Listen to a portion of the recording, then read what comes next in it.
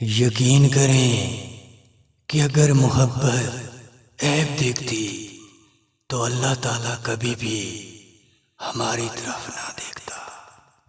کامیابی کا راز صرف نماز ہے۔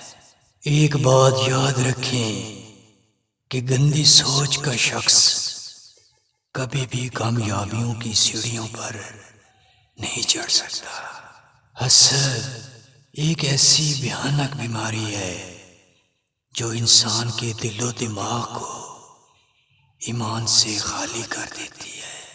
آج کل جو شخص جتنا اچھا جھوٹ بولتا ہے تو دنیا اس کی ہے پر اس کی آخرت نہیں ہے۔ تم میں سے ہر ایک شخص کو چاہیے کہ تنہائی میں بیٹھ کر اپنے گناہوں کو یاد کرے اور اللہ تعالیٰ سے معافی مانگے۔